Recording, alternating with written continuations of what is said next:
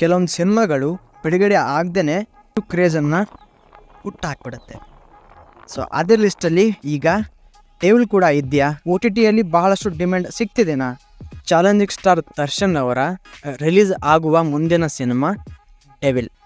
ಈ ಡೆವಿಲ್ ದಿನೇ ಇದರ ಕ್ರೇಜ್ ಜಾಸ್ತಿನೇ ಆಗ್ತಿದೆ. ಅಭಿಮಾನಿಗಳು ಈ ಸಿನಿಮಾವನ್ನು ನೋಡಲು ತುದಿ ಕಾಲ್ನಲ್ಲಿ ನಿಂತಿದ್ದಾರೆ. ಸಿನಿಮಾದ ವರ್ಕ್ ಬಗ್ಗೆ ಹೇಳೋದಾದರೆ ಈ ಸಿನಿಮಾದಲ್ಲಿ ಡಬ್ಬಿಂಗ್ ಕೆಲಸ ಮುಗಿದಿದೆ.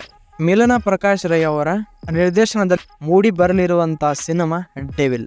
ಈ ಹಿಂದೆ ದರ್ಶನ್ ರವರು ಒಂದು ಹಿಟ್ ಸಿನಿಮಾ ಕಾಟೇರ, ಇದು ಬ್ಲಾಕ್ ಬಸ್ಟರ್ ಸಿನಿಮಾ ಕೂಡ ಆಗಿದೆ. ಈ ಸಿನಿಮಾ ಆದ್ಮೇಲೆ ಬಹಳಷ್ಟು ಬೇಗ ಈ ಡೆವಿಲ್ ಸಿನಿಮಾ ಅನೌನ್ಸ್ ಆಗಿತ್ತು. ಕಾರಣಾಂತರಗಳಿಂದ ಸಿನಿಮಾ ಶೂಟಿಂಗ್ ಬಹಳಷ್ಟು ತಡವಾಯಿತು.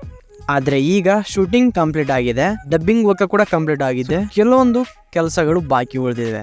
ಒಂದು ಸಿನಿಮಾ ಡಿಜಿಟಲಿ ಗ್ರೋ ಆಗ್ಬೇಕಂದ್ರೆ, ಹಿಟ್ ಆಗ್ಬೇಕಂದ್ರೆ ಅದಕ್ಕೆ ಕೆಲವೊಂದು ರೈಟ್ಸ್ ಸಿಗ್ಬೇಕಾಗತ್ತೆ. ಸೊ ಆ ಒಂದು ರೈಟ್ಸ್ಗಳಲ್ಲಿ ಥಿಯೇಟ್ರಿಕಲ್ ರೈಟ್ಸ್, ಸ್ಯಾಟಲೈಟ್ ರೈಟ್ಸ್ ಜೊತೆಗೆ OTT ರೈಟ್ಸ್, ಇವು ರೈಟ್ಸ್ಗಳಿಂದ ಸ್ಟಾರ್ ನಟನ ಬಹುಮುಖ್ಯ ಆದಾಯ ಅಂತಾನೆ ಹೇಳು. ಸ್ಟಾರ್ ನಟನೆಗಳ ಸಿನಿಮಾ ರಿಲೀಸ್ ಆಗ್ತಿದೆ ಅಂದರೆ ಆಲ್ರೆಡಿ ಅಲ್ಲಿ OTT ಸ್ಟ್ರೀಮಿಂಗ್ ಮಾಡೋಕ್ಕೆ ಭಾಳಷ್ಟು ಸಂಸ್ಥೆಗಳು ಅವುಗಳ ಮಧ್ಯೆ ಪೈಪೋಟಿ ಸ್ಟಾರ್ಟ್ ಆಗ್ತಿರುತ್ತೆ. ಆ್ಯಂಡ್ ಈಗೀಗ ಡೆವಿಲ್ ಬಗ್ಗೆ ಅದೇ ಮಾತುಗಳು ಕೇಳಿ ಬರ್ತಿದೆ. ದರ್ಶನ್ ರವರ ಡೆವಿಲ್ ಸಿನಿಮಾಕ್ಕೆ OTTಯಲ್ಲಿ ಡಿಮ್ಯಾಂಡ್ ಇದೆ ಅಂತ. ಆದರೆ ಇದ್ರ ಬಗ್ಗೆ ಯಾವುದೇ ಮಾತುಕತೆ ನಡೆದಿಲ್ಲ. ಬಹಳಷ್ಟು ಸಿನಿಮಾಗಳು ಟ್ರೈಲರ್ ಮತ್ತು ಹಾಡುಗಳು ಬಿಡುಗಡೆ ಆದಾಗ ಈ ರೀತಿ ಮಾತುಗಳು ಕೇಳೋಕ್ಕೆ ಸ್ಟಾರ್ಟ್ ಆಗುತ್ತೆ. ಡೆವಿಲ್ ಸಿನಿಮಾದ ಯಾವುದೇ ಟ್ರೈಲರ್ ಸಾಂಗ್ಗಳು ಇನ್ನೂ ಬಿಡುಗಡೆ ಆಗಿಲ್ಲ.